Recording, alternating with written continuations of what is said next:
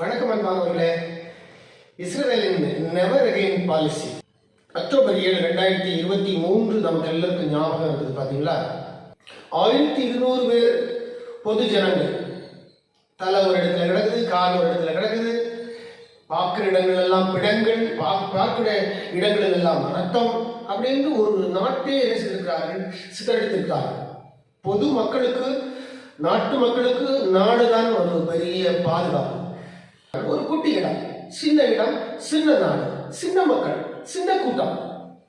பாலைவனமாக இருந்த இடத்தை அவர்கள் அதை ஒரு பெரிய ஒரு செழிப்பான உலகமே திரும்பி பார்க்கக்கூடிய அளவில் ஒரு மைய இடமாக மாற்றினார்கள். உலகத்தின் ஒரு மைய ஸ்தலமாக அதை அவர்கள் மாற்றினார்கள். அதற்கு அவர்களுடைய அந்த நல்ல மனநிலை, அவர்களுடைய படிப்பு, அவர்களுடைய தெளிவு, அவர்களுடைய ஞானம், அவர்களுடைய தேவன், கர்த்தராகிய தேவன். தீவிரவாதம் அங்கே இல்லை. இந்த மாதிரி இந்த காசால இவங்க செஞ்சு வச்சுக்கிற மாதிரி அந்த அண்டர் கிரவுண்ட்ல பாருங்க, மேலையும் காசா கீழையும் காசா, பார்த்தீங்களா, மேல காசா கீழே காசா அப்படிங்கிற அளவில் இப்படி இவ்வளோ பெரிய டனல்ஸ், சுரங்கங்கள், உள்ள கொண்டு போய் ஆயுதங்களை பதுக்கி வைக்கிறது, இந்த மாதிரி ஒரு விஷயங்கள் இஸ்ரேல்ல இல்லை. அப்ப இஸ்ரேல்ல வேற என்ன, இன்னோவேட்டிவ் திங்கிங் இருந்துச்சு. அவர்கள் இன்னோவேட்டிவ் திங்கிங் ஆளர்களாக இருந்தார்கள்.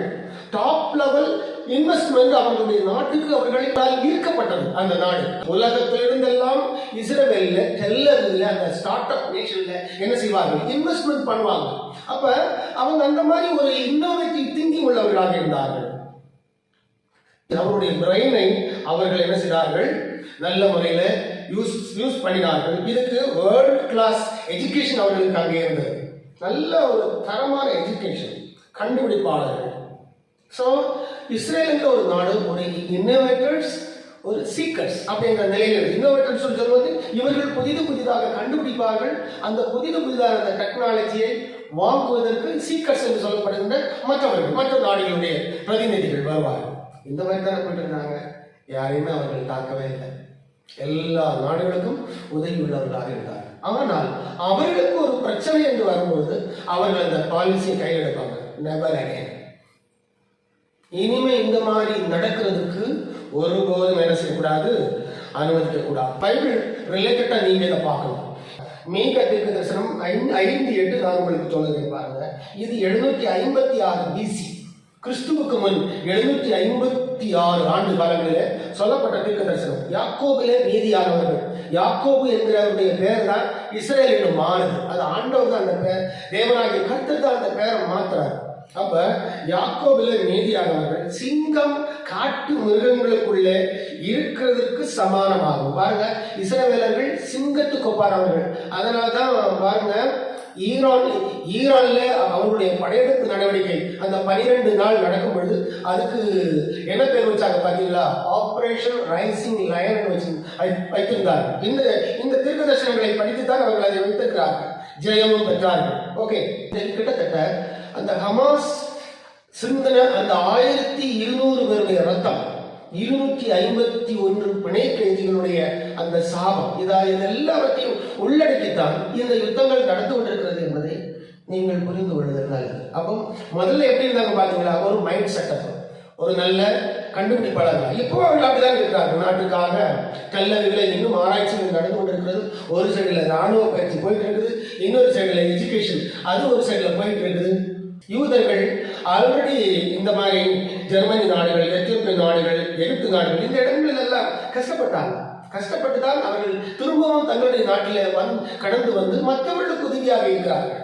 ஆனால் அவர்களுக்கு ஆபத்து என்று வரும்பொழுது அவர்கள் இந்த மாதிரி கலந்திருக்கிறார்கள். ஹமாஸ் என்கிற அந்த இயக்கம் 1987 உருவாக்கப்பட்டது. 87 இருந்து அவர்கள் இருக்கிறார்கள். ஒரு சகோதர ஸ்நேகத்தோடு கூட அவர்கள் பார்க்கவில்லை. சகோதர ஸ்நேகம் இருந்துச்சுன்னா இந்த மாதிரி அண்டர் கிரவுண்ட்ல இந்த மேல இருக்கிறதே பிராணவாயு இல்லைங்கிறாங்க. கீழே பாருங்க, கிட்டத்தட்ட 20 அடி ஆழம், 32 அடி ஆழத்துல குழியை தோண்டி அங்க என்னென்ன பண்ணி வச்சுக்கிறாங்க பாருங்க. அப்ப இந்த பீஸ் ப்ராசஸிங் நடந்து 1993 பீஸ் ப்ராசஸிங் நடந்தது. 2023 பார்க்கும் பொழுது கிட்டத்தட்ட 30 வருடங்கள். அப்ப இந்த 30 வருடங்களை இவங்க என்ன செஞ்சிருக்கிறாங்க, மற்ற நாடுகளிடத்திலே பணங்களை வாங்கி நாங்க பெரிய ஆர்கனைசேஷன், நாங்க பாலஸ்தீனர்களுக்கு விடுதலையா இருக்கிறோம், ஆதரவா இருக்கிறோம், பாதுகாவலர்களாக இருக்கிறோம் அப்படின்னு சொல்லி இவர்கள் என்ன வேலை செஞ்சிருக்காங்க பாருங்க. ஸோ அந்த 1200 பேருடைய ரத்தம் தான் இன்னைக்கு காசா மக்களை பாருங்க. காசா மக்கள் ஹமாஸுக்கு எதிர்த்து நிற்கவும் முடியதில்லை, இப்ப இஸ்ரேலுக்கிட்ட பேசவும் முடியல. அந்த மக்கள் ரெண்டும் கட்ட இடத்துல மாட்டிக்கிட்டாங்களா, வீடு இல்லாம தங்குறதுக்கு இடம் இல்லாம அந்த மக்கள் நெருக்கடியா இருக்கிறாங்க. பாத்தீங்களா?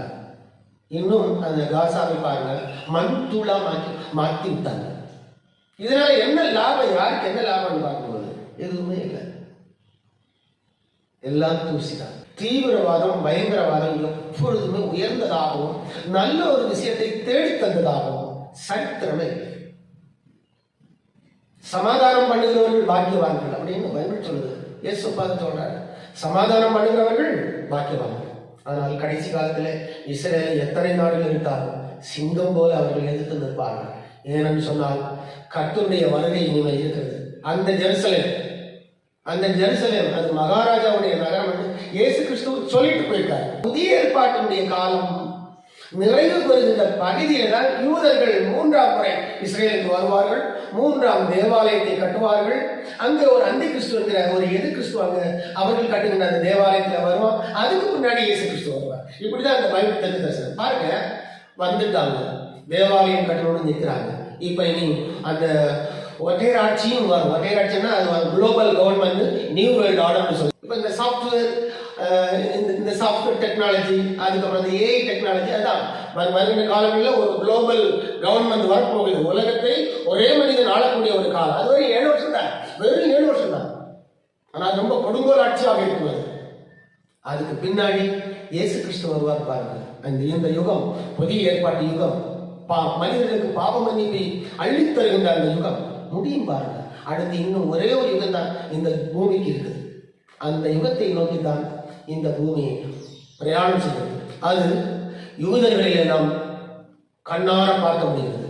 யூத நாடுதான் உலகத்தினுடைய தலைவிதியை நிர்ணயிக்கின்ற ஒரு தேசம். புரிந்து கொள்ளுங்கள்.